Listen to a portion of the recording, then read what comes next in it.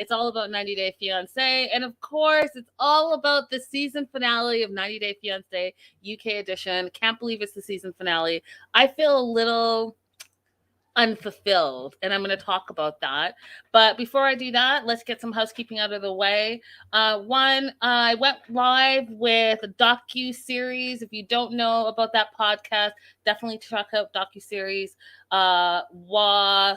And I want to say Crystal, but I think her name is Christine. Anyways, docu-series, they cover all things reality TV, so make sure you check them out. They're on YouTube as well as on Patreon.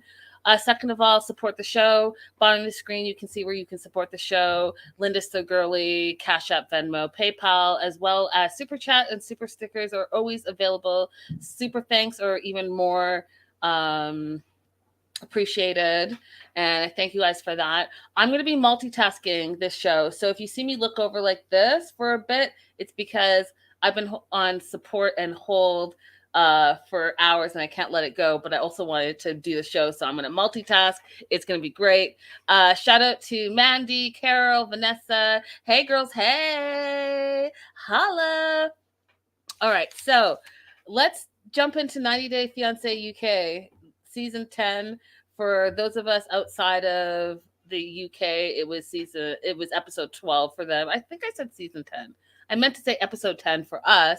Everywhere else, it was episode 12 because there was a couple episodes that we didn't get outside of the UK. And so, hey, Megan. Hey, girl. Hey. Is my sound okay? Lately, I've been feeling like it echoes a little bit. So let me know. I don't think you guys see that I have a whole full-on microphone situation here. But if my sound is off, let me know. It feels a little off lately. Okay, so let's talk about these two ding-dongs. Emma and Hussein. Now, the title of the episode is I've Made a Massive Mistake. You 100% made a massive mistake. And just looking at their body language here, y'all, like, look at her and look at him. It's clearly a visa situation. It's clearly he wants to better his life. It's clear to me that he doesn't give a shit about her. He just wants to... Right, this was a disappointing finale. I agree with you, Melody, 100%. And there were couples that, like, what happened? What happened? We don't even get to know. So she's stressed out, and she feels like, her dreams have been shattered because, they're having some problems with the visa. And so now they're going to go to a second place to get a notary, and she's crying, but he's not worried about it. He thinks everything's going to be hunky-dory.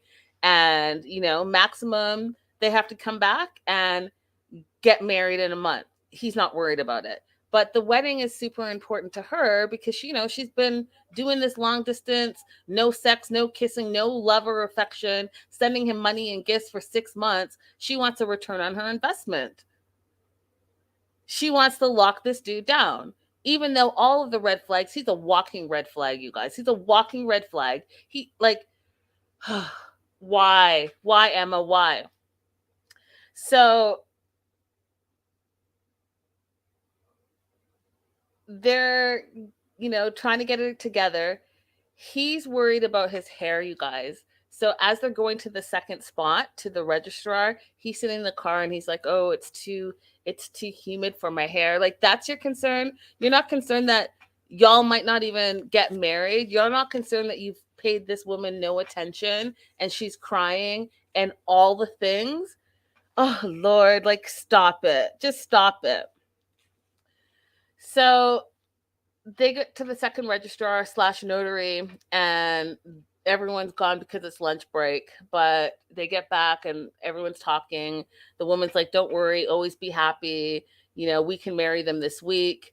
And he's like, you know what? See, God wanted this to happen. I don't know if God had anything to do with it. I think this was all you. And you alone, because you want a better life, Hussein. And I don't think you're thinking about Emma at all. Right?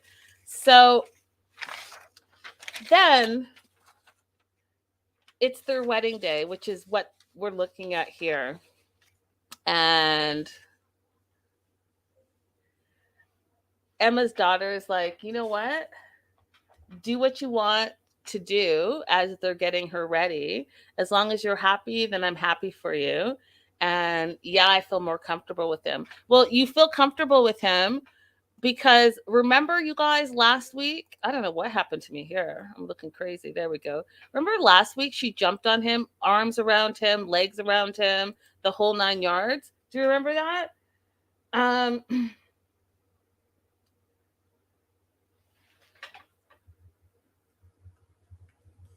sorry, I told you I was multitasking.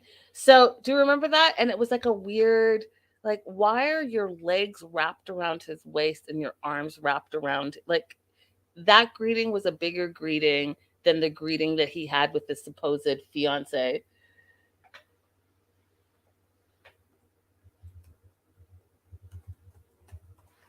It was weird. It was just a bit weird. So she's getting ready. Her daughter's like, as long as you're happy, I'm happy for you.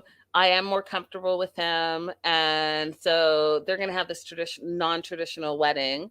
And he says, and this is it, I think Emma has a pink dress.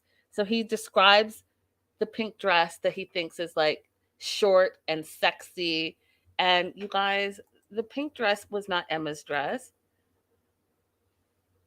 The pink dress was this dress. Now, who's wearing this pink, short, tight dress? And how would he know that the daughter has a pink, short, tight dress? Isn't it weird to you? Mandy, do you think that was odd? Carol, do you think that was odd? Melody, is that odd? It's odd to me and it's gross to me. And like, how do you know that? Like, how could he possibly know that, you guys? I'm sitting here waiting.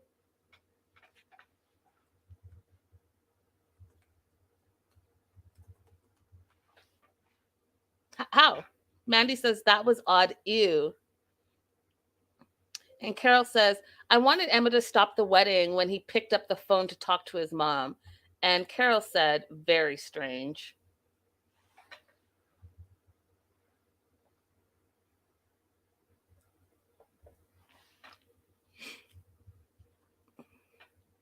Ooh, Carol said, was he in her room? And Lori said, so creepy. Right, Carol? How would he possibly know that there was a pink, short, tight dress involved? You don't know what your fiance's dress looks like. You can't even guesstimate that it's white, but you're going to say it's pink. Yuck. Just yuck all across the board. Just yuck all across the board. So, her dress, and I didn't capture it very well. Let me see if I have a better picture of it here. She's calling it kind of Greek Egyptian, right? And when she comes out to greet him and he's waiting outside for her, what does he do? He gives her a hug, but it was one of those like tap, tap, tap on the shoulder hugs, and says, thank you very much. What kind of crazy, weird situation is going on here, you guys? Because it's clear to me that he doesn't give a rat's ass about Emma. All he cares about is deciding whether or not he's going to go ahead and have a better life in the UK by any means necessary. Megan says, what is that thing on her head? I mean, I don't know. I don't know, Megan. This whole situation was, I think it was like the worst 90-day wedding that we've seen in a long time. In a long time. And the simple fact, Megan, that she's signing the paperwork right now while he's on the phone tells me that she has no common sense. Because you know what? If she didn't sign the document right here, she wouldn't think that she made a terrible mistake because she wouldn't have made the mistake. And between her and her daughter and her daughter's friend, someone needed to say something because this is outrageous. It's outrageous. Absolutely outrageous. So,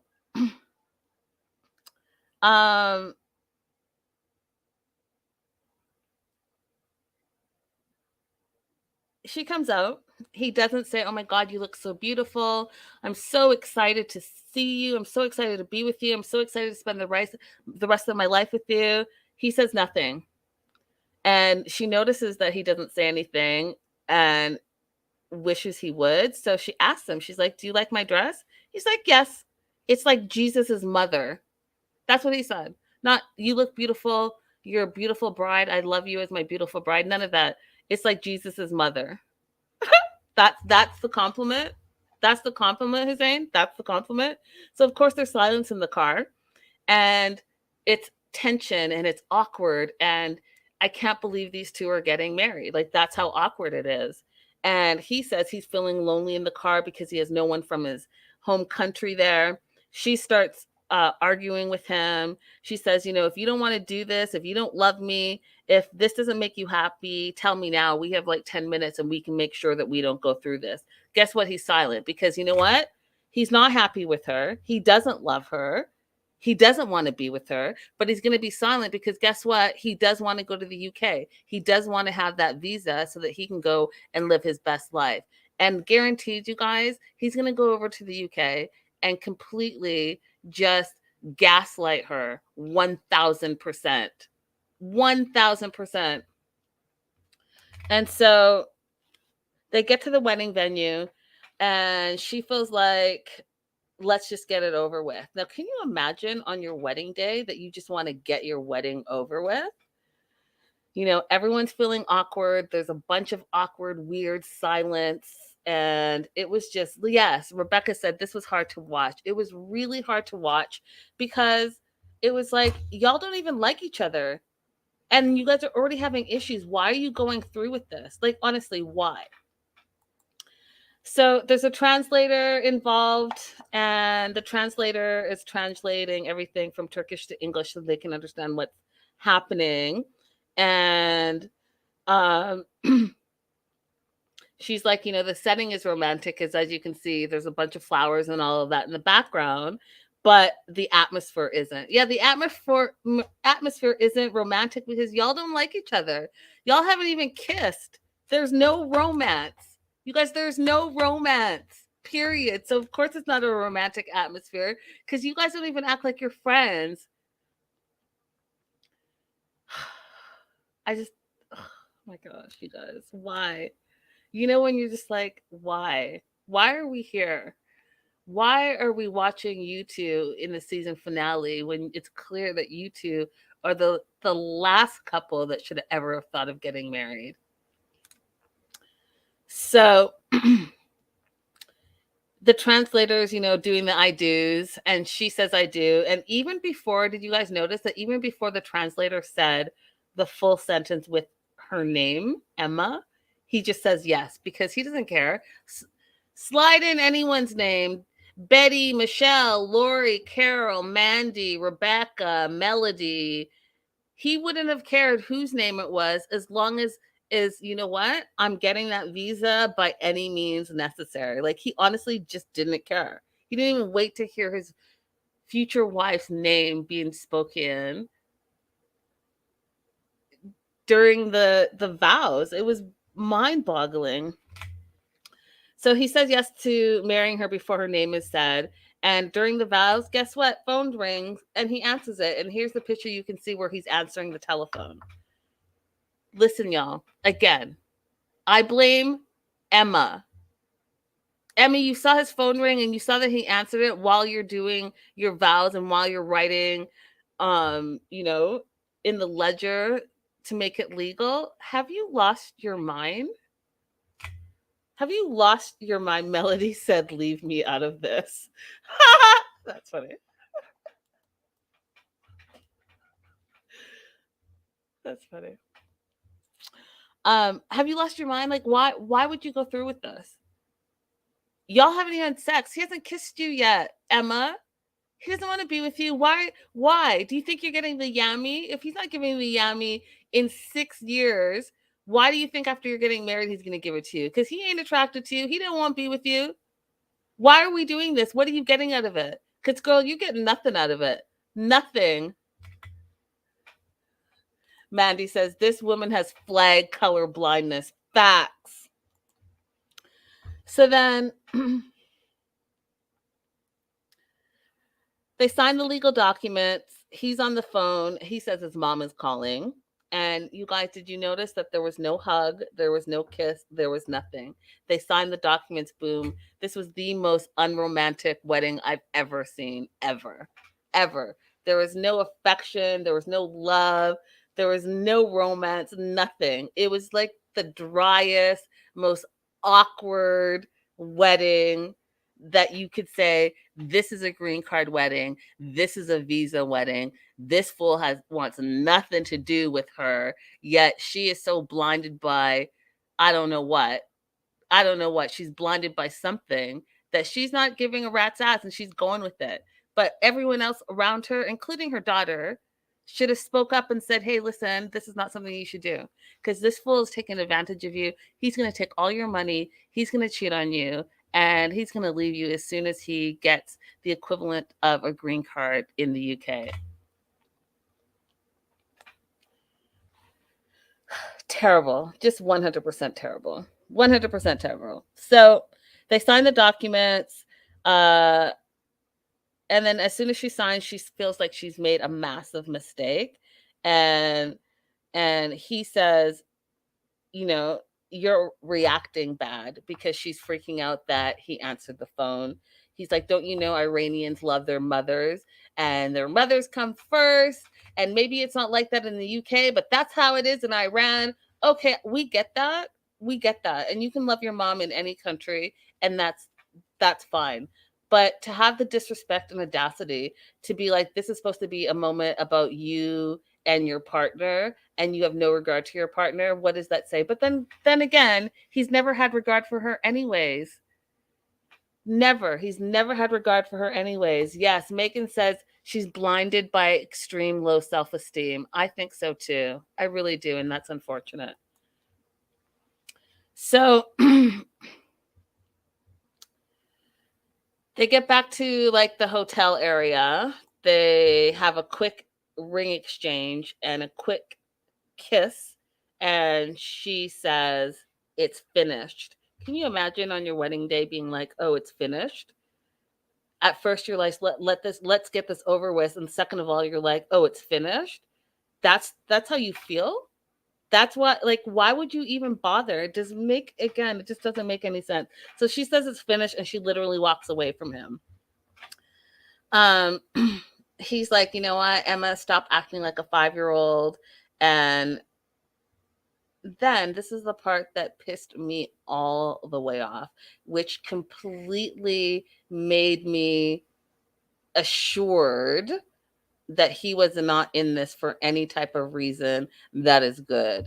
He gave his ring that he just put on, that they just exchanged. He took it off, gave it to her daughter, and said that he's allergic to it. Yeah, you're allergic to this whole situation. You're allergic to this whole situation. You don't want to really be married to her. You don't want anyone to know that you're married to her. You don't want to touch her. You don't want to love on her. You don't want to marry her. But what you do want is the money and the gifts that she sends you. You want the visa. You want to be able to go to the UK and live your best life. But everything else you're allergic to, including the ring that you've had on for 5 seconds.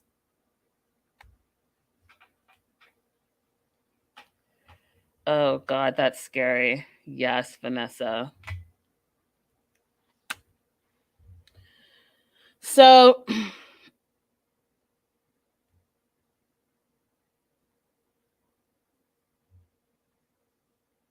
they're getting their wedding shots taken. She's saying it's fake. They're being fake happy, but they need those pictures, for the visa. And so they do that. And again, there was like no love or affection in any of it. They did like the 1980s prom picture, and then that was it.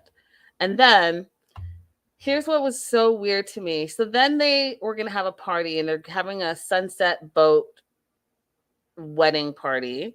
And she acted like everything was fine. She's like, today was a hard day, but we were strong, and I love you. And I'm glad today happened.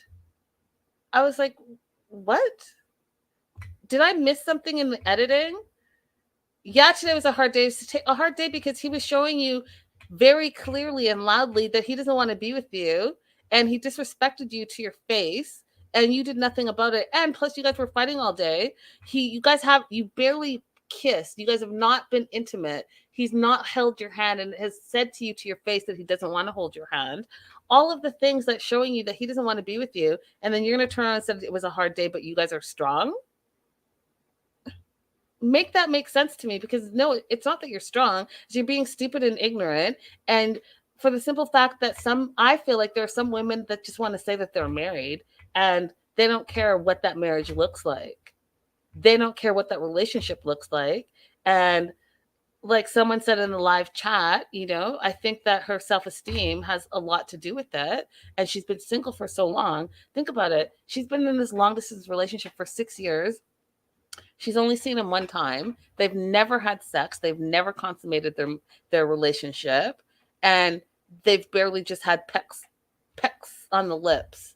But meanwhile, the daughter has jumped on him, arms and legs wrapped around him, no problem. And he can describe the daughter's dress, but can't describe his future wife's dress. Doesn't want to hold the future wife's hand. Doesn't want to wear a ring that he just got married because he's allergic. Like all the things. It's all terrible. It's all wrong. Yes, Emma, you made a horrible mistake. But then the next day, she says that when asked if they had sex on the wedding night, she said, yep. And I didn't believe it for 1 minute. Anyone in the live chat, do you actually think that they had sex? Let me know in the live chat. If you're watching the replay, let me know in the replay in the comments below, and I'll comment back. I don't believe her for 1 minute. And where was he when they were doing her one-on-one? Because I would have loved to see in his face when she said that they had sex, because I bet you his face would have told us that was a lie. So they have like a toast to her new husband. He's all he's concerned about is coming to the UK. He wants to open up a restaurant, a shop, do his friggin' personal training. So he's already thinking about his future and what he can get out of this situation. And it's just no bueno. Next up, Sean and Christine. Now, you guys, I guess these two are a match. Like, I still just think that I think she's in it for the wrong reasons.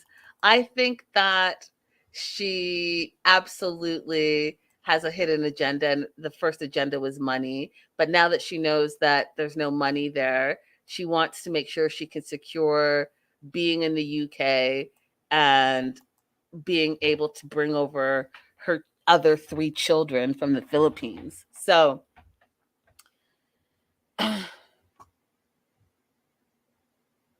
Mandy says, I think he consummated it to lock in UK green card equivalent. Yeah, Mandy, I still don't believe it. I don't believe that they had sex. I just don't believe it at all. At all. I don't believe it. So Christine is still in Birmingham. She gets back. He apologizes. Sean apologizes for not communicating better with her. And she's like, well, we're a team and we can work this out. So let's start it all over again. No more secrets, no more lies. And she tells him not to ever lie to her again.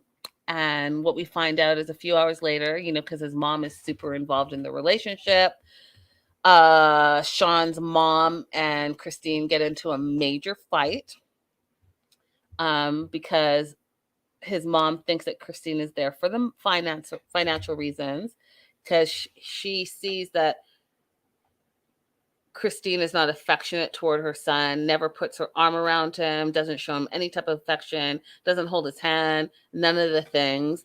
And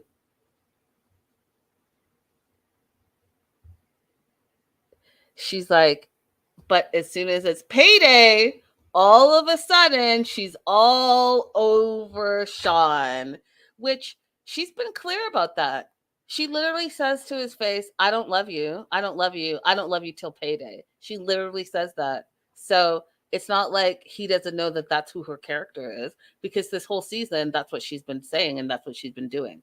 She will literally say to his face, I don't love you, but I love you on payday. And he'll joke back and be like, oh, I know you don't love me, but when I get paid tomorrow, you're going to love me. And those are facts. Those are facts. So everything that the mom is seeing, well, she's been consistent in who she is. She's been consistent in what she wants and Has it been about the money for a lot of the time? Hell yeah. Has it been about supporting her family and her gaggle of kids? Hell yeah. Oh, I did have this. I want to show you guys this real quick before I continue on because I saw it on Reddit. Question of the day, and I posted it in my community. So if you guys want to answer the discussion question, head over to the Melanated Way community tab. Is this the most illegitimate wedding in 90-day history? My answer to that question is hell yeah. Hells to the yeah. Anyways, back to Sean and Christine. So the mom is just not feeling how Christine is dealing with her son, how she's treating her son. And so they have a big fight. And she says, you know, whenever there's money, Christine's all over him like a rash. And when there's no money, she's cold as ice. So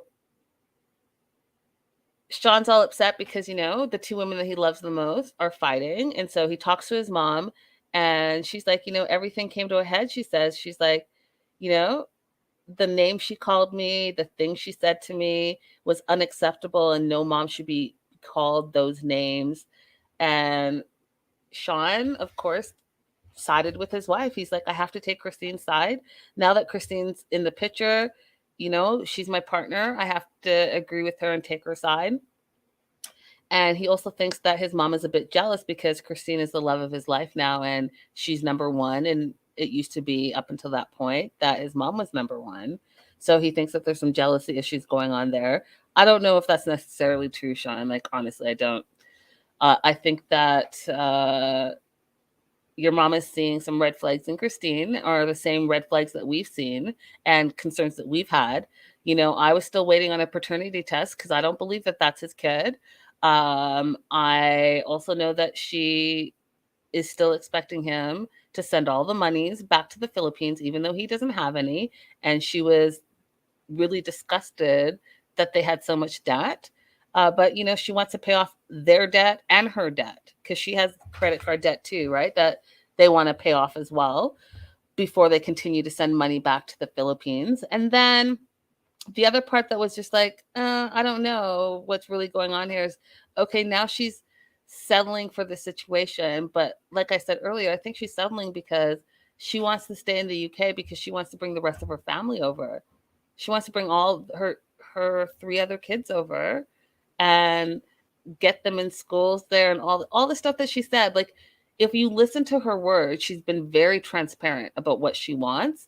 And to me, Sean is the vessel. And, you know, I don't know if Sean is the sharpest tool in the box, but, you know, people that are lonely, loneliness can make you do different things all because you just don't want to be lonely anymore, right? You want to say you have someone. And he talks about that. He's like, now he doesn't have to be alone. Now he can go to work and come home and have someone waiting for him and have a family. And whether it's like the real love, the real deal or not, at least he can say that. And some people, that's what they settle for, right? So they can say that they have someone and not be alone. So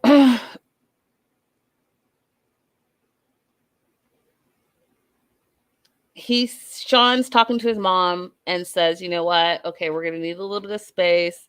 I'm going to talk to Christina, but just know that I'm picking Christina because she's my future. And the mom gets up and leaves and she's crying because, you know, her feelings are hurt. Like, okay, what? Megan says, I support this relationship. They both benefit. Elaborate on that, Megan, because I am trying to see where you're coming from. I don't see it. So elaborate on that statement. I'd love to hear more. So his mom is all upset. She gets up and walks away. And as she's walking away, says, you know, I've never interfered in your life. And, you know, I only want what's best for you. And she storms off. And so he gets back to the house. Christine asks him, who will he choose? And he tells her, of course, I'm choosing you and my son. You are my life, he says. And, you know, I get it. Like, I get it. I get it. And I advocate for relationships, right? I advocate that if you are married and that's your partner, then you always have to support and have your partner's back. And I totally 100% stand by that. And I think it's you and your partner against the world. However, that being said, my disclaimer with this is I don't know if I buy it. I don't know if Christine would have his back the same way, you guys. I just don't. I don't see it. I don't feel it. I don't feel it. Megan says she supports the relationship. They both benefit because he no longer has to say goodnight to a toaster. She can support her family. Is that a reason to be in a relationship, Megan? So that you don't have to be lonely anymore and say goodnight to your toaster? And so that there's financial support coming from abroad for a family that's not his? Is that enough to be in a relationship? I mean, I'm no expert, so I don't know, but to me that just is not enough. It's not enough for longevity. That's just into my personal feelings about it. It's just not enough. It's not enough. And like yeah, that's all I'll say. So a couple of weeks have gone by. The mom texts Christine to meet her in the park, so that they can talk about their fight and be on mutual ground where, they can just be open and honest with each other. So they meet. Kathleen is Sean's mom, apologizes for calling her a gold digger. And 2 weeks later, she doesn't think that Christine is a gold digger anymore. They don't explain to us why she doesn't think that. What's the change of heart? Like, what happened? Can I have some receipts? Like, what changed your mind? But we don't hear anything about it.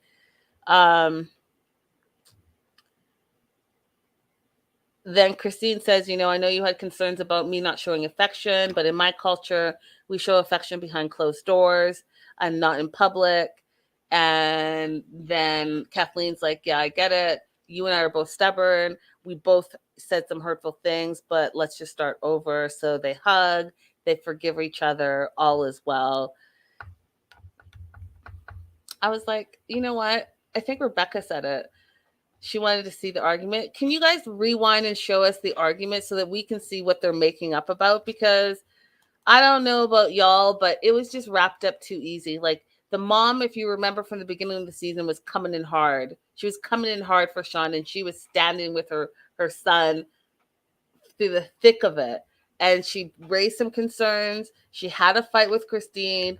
All of a sudden, 2 weeks later, not only does she apologize and all is forgiven, but then she says, this is my daughter-in-law. So did they get married? Because how are you calling her your daughter-in-law? Plus, if you guys noticed, Christine was wearing a ring on her finger. And second of all, she said that's her best friend. And I was like, what? Your best who? What? What is happening? Did I miss a bunch of episodes? Did I miss some edits?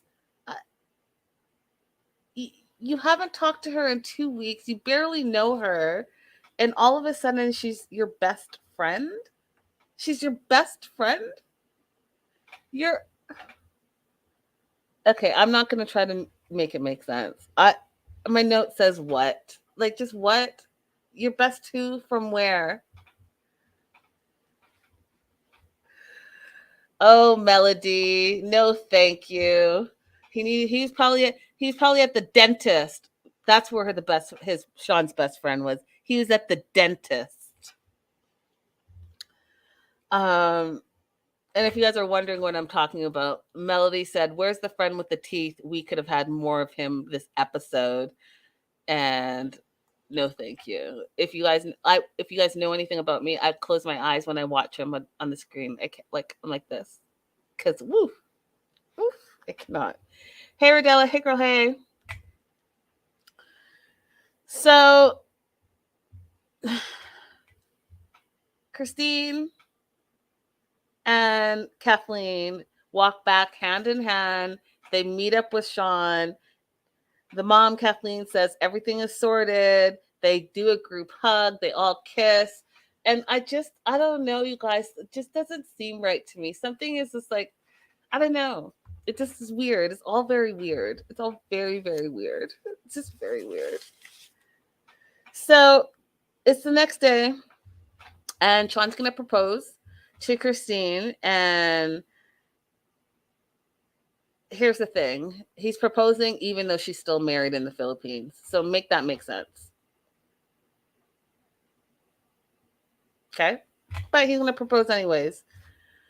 So he gets her what he says a quote unquote token ring because he can't afford a real ring right now. He plans a picnic, makes it all romantic, but he's really awkward, you guys. I don't know if you noticed that, but like the way he was walking around and setting up, he's a very awkward individual. But I mean, whatever. That doesn't mean that he's not lovable. He's just awkward. And so he sets up the picnic. He's got champagne. He has a rope that he's tied to the bottle of the champagne to throw it in the river so that it can stay cool. And I was like, well, why would you not just get a bucket with ice? But I mean, to each their own, I suppose. And she shows up. I thought she was wearing a bathrobe, but I guess it was just like a long sweater. But she shows up in a robe, and he's like, I love you so much. And she says, I don't love you, which is something she typically says on the regular. And he proposes to her. He says, I love you. I appreciate you. Will you marry me? She says yes, which is weird to me because, like, how do you say yes to a proposal when you're still already married? But I don't know. Apparently they've been together for 8 years. And so if you guys have been together long distance for 8 years and you guys love each other and that's the love of your life, then why hasn't she gotten divorced yet? And I know we talked about it and people explained to me that divorce in the Philippines is not easy to do, and they don't do it often. People just stay married and they do go their separate ways because it's expensive and all the things. But it's been 8 years. You're in this new relationship. You said yes to this marriage now. So you're going to have to get divorced. I don't know. Anyways, he gets the champagne of the river on the rope that he has it on. They pop the bottle, they cheers, and now they're in love, and that's how their story ends this season.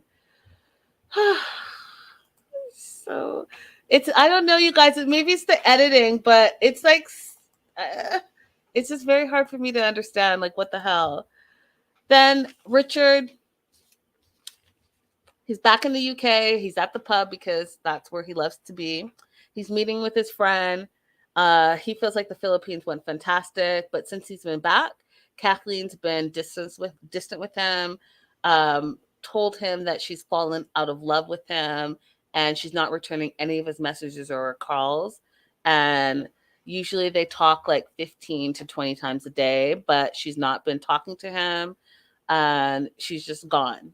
And you know what? It totally makes sense to me now because if you see any of his social media, he never posted her. And if he did post a picture that he had with her, he would like supersede his face on top of her. And it's interesting to me that she didn't want to be a part of the season finale. She didn't want to be a part of this at all. And so since he left the Philippines, like she should stop filming because she was done. And I gotta say, I'm actually proud of her for choosing her because this situation was effed up. And even his friend says the situation was effed up. So, you know what, Kathleen? All the things that you showed us, you were a family girl, a nice girl, an educated girl, all the things, you chose you first. Bravo, right? Because you have this grown-ass man that literally wanted Asian slave to come and be his slave to him and his lifestyle, and she put her foot down and was like, nah. Megan said, is there going to be a season 2? Yes, there's a season 2. Yes, they're already casting for season 2. They've already been renewed for season 2. So yes, and yes. And if you guys know anyone in the UK that has an international relationship and wants to be on the show, the casting directors have reached out to me. I can forward that information hit me up in my DMs and I will forward that information to you. Okay, so she's just gone. She's not talking to him. She's not returning his calls. She's gone. He says he's upset. He says he's been crying. He doesn't like how this feels. And then says, because it's Richard, says he thinks she's being this way because it's her time of the month.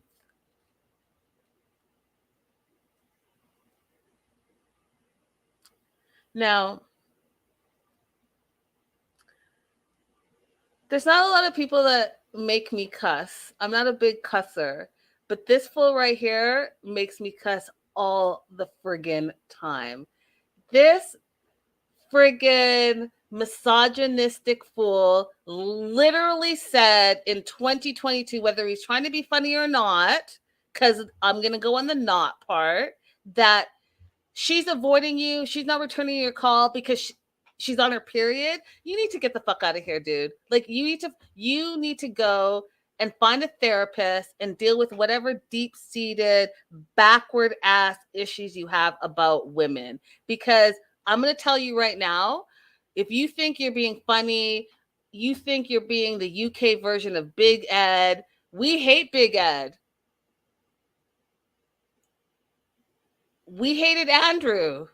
And you're in that same category. And no, that's why your social media following is not growing. That's why no one talks about you. No blogger is posting you. No Instagrammer is reposting you. Because how can you endorse this type of behavior? As a female, as a content creator, how can we endorse it? When you say crazy shit like this, how? How can we endorse it? Mandy says awful. Rebecca says, I hope we never see him again. Lori said he's the worst. He's like Ed plus Colt. I don't even think Colt's that bad. I wouldn't even put Colt in that same category, to be honest. I put Ed in the category, I put Andrew in the category, and Richard all in the same category. But what you're not about to do is disrespect women continually on national TV who, if you look at the demographics, Richard, I'm going to give you a little hint. If you go ahead and look at the demographics for the 90-Day Fiancé franchise, 90% of the viewers are women ages 25 to 45. So you are not only offending a whole group of women internationally, those same women are not then about to follow and support you. So if you're looking at the 1% or 2% or 8% or whatever of other who watch the franchise religiously and have for years, then good luck to you. That's why you have 1,000 followers. It's that 1%. But everyone else, nah, they're not impressed. Just saying, I'm trying to help you out there. And, not surprised that Kathleen has decided to choose what's best for her as a female. So after he says, she's ignoring him because it's her time of the month, his friend with logic, and all of his friends seem to be this way. All of his friends seem to feel like he's the problem. Says, do you think it's because you've been quote unquote Richard? You're like, do my cleaning, do my cooking, etc. And she's been thinking that now that she's had this time with you, that this isn't what she wants. That's absolutely what it is. She's not going to come with her education when you aren't promising marriage, you're not promising a future, anything. You're literally wanting her to make her own way, have her own career, work 12 plus hours a day, and then come home and be a modern day slave to you. Cook, clean, pick up your socks, do all the things for you, do massages for you, do all the things. And what does she get out of it? She doesn't need you to go to the UK. If she gets her traveling nurse or medical, whatever she does, visa on her own, she doesn't need you. And I think she probably realized that. Shanta said he's very disrespectful towards women. That part, Shanta, that part.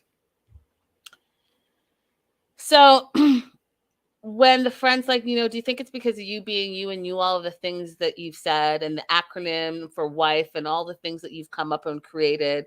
And Richard's like, no, I take no responsibility for it at all, and thinks he's gone above and beyond what an average boyfriend would do or would have done to make it work. And so the friend's like, well, where do you think you stand then? And you think this is done, or are you in limbo? And he reads a text for Kathleen, and it says, sorry, don't know what to say, but sorry, I'm not happy anymore. Well, it sounds to me like it's over. It's done. Finito. She's not happy. She doesn't know what to tell you. She tried to explain to you that she had some concerns. You didn't hear her because you were more concerned and worried about your needs and your wants and your actions. And so she's like, I'm not happy, and it's over. So yeah, it seems like it's done. And he says he feels drained and he just wants closure after 4 years. And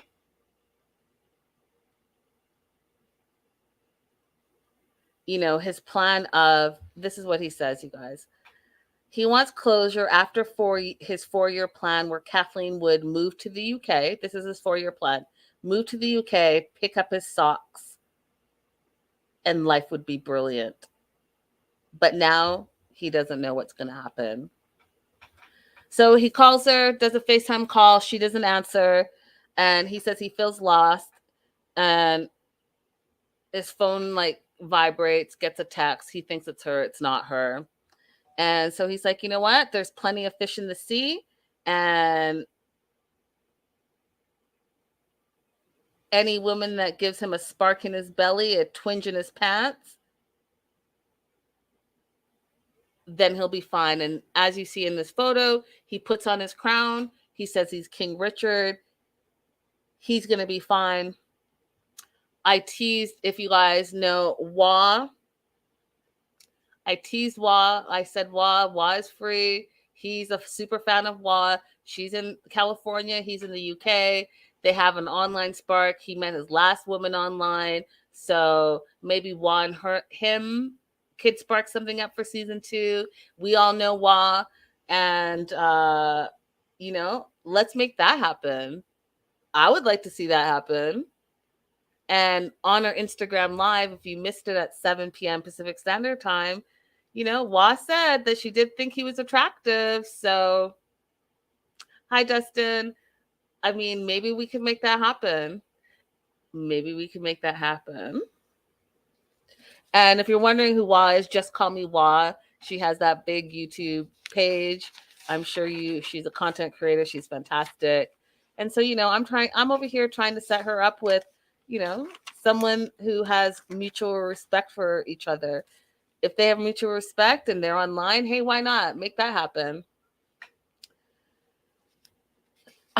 So at the end of the day, he said he hopes it will work out with Kathleen, but if not, he'll be okay. You can't keep King Richard down for long.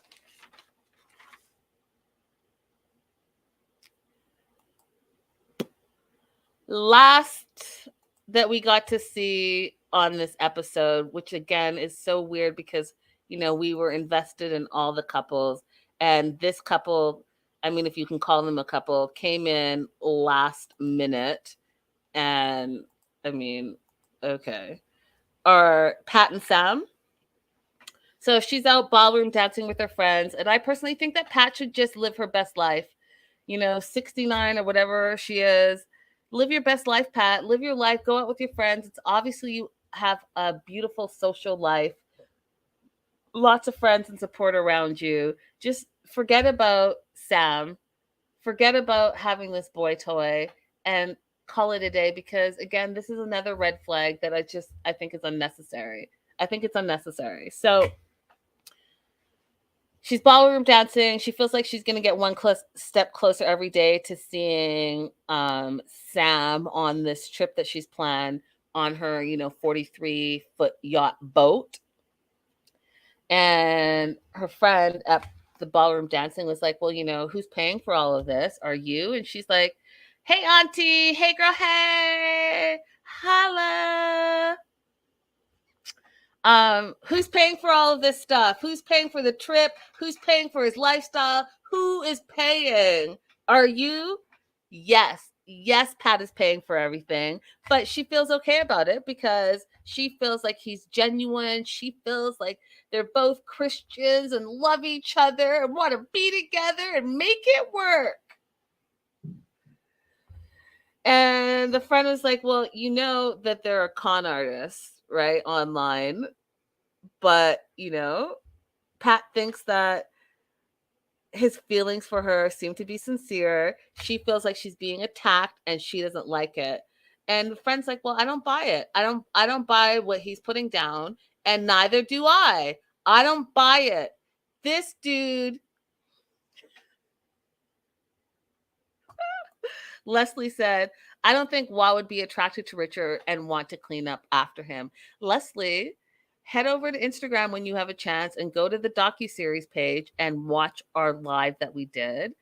Wa said that she found him attractive, though she may not necessarily want to clean up to him, after him, but she does find him attractive, and they've had online sparks. So if I'm starting a rumor out there, so be it, but I'm starting a rumor with facts. So a rumor with facts cannot be a rumor.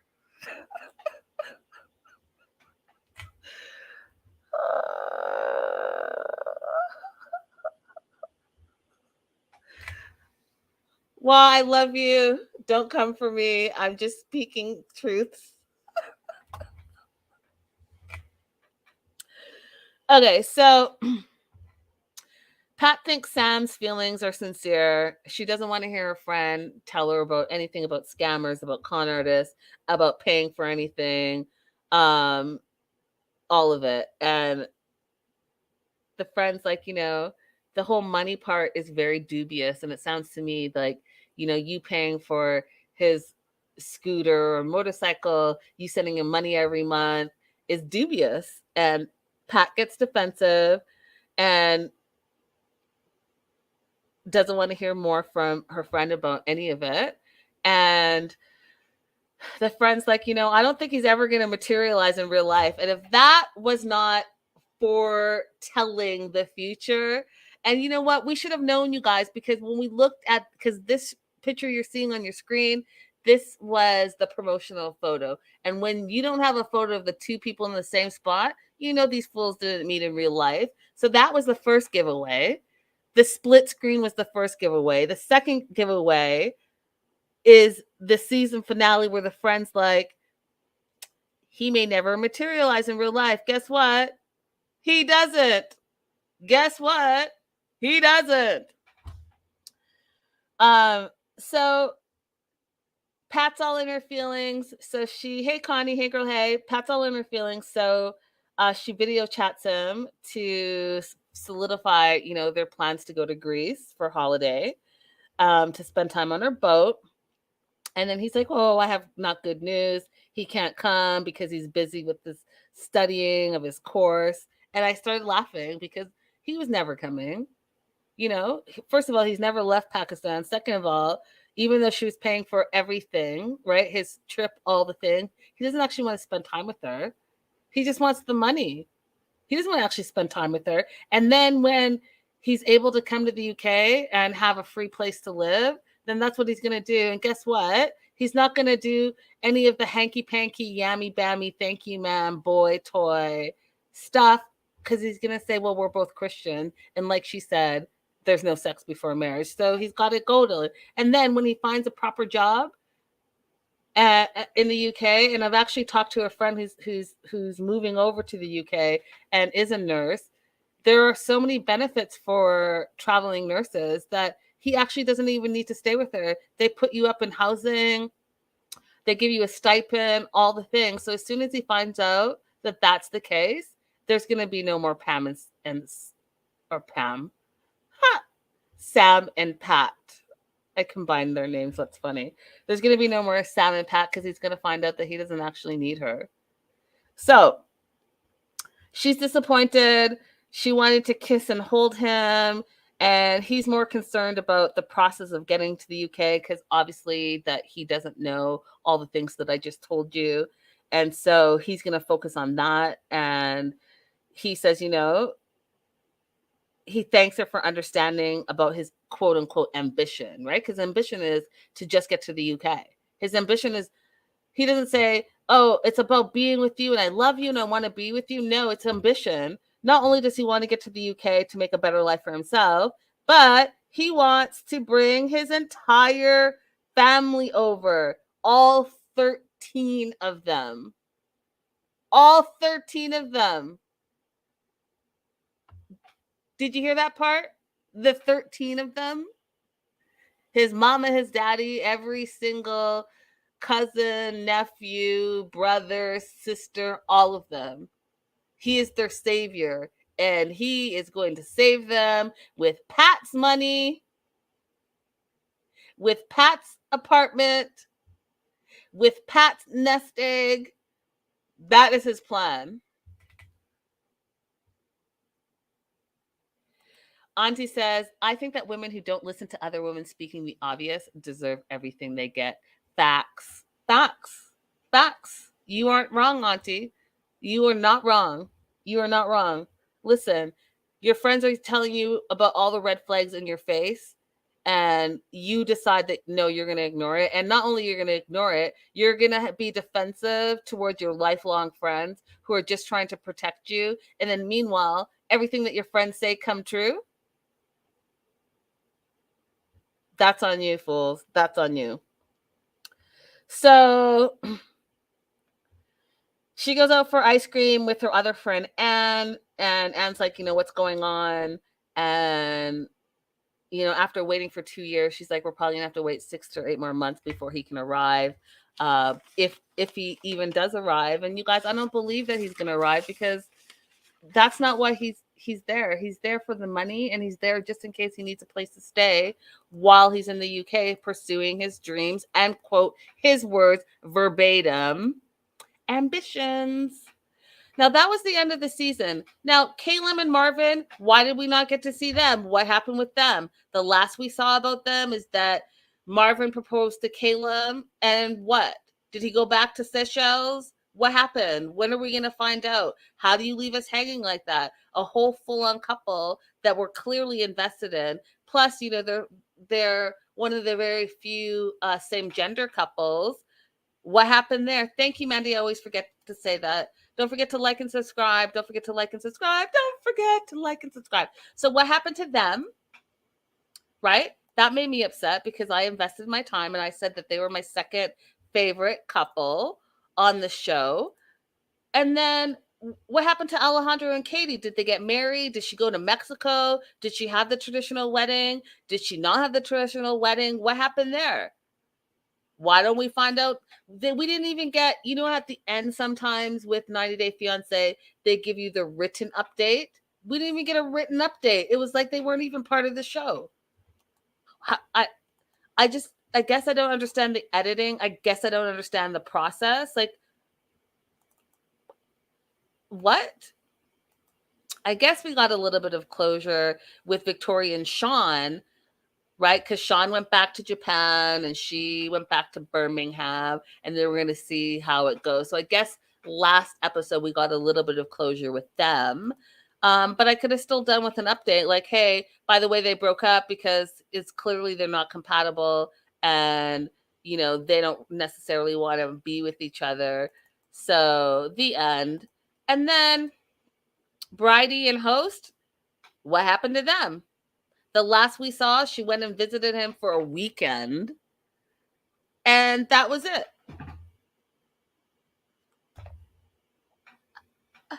What? Right? Auntie said, Bridie, what happened? Did she sell the house? Did she put her and her 2 babies out on the street because she was going to spend all that money to take this fool over? The fool that she only met for 2 days? Who clearly has a different agenda, and whether they love each other or not, y'all don't know each other long enough for me to put up my house. I am not selling the deed to my house to do nothing for nothing. You ain't got a job. You can't make this a 50-50 commitment. Why did I sell my whole house?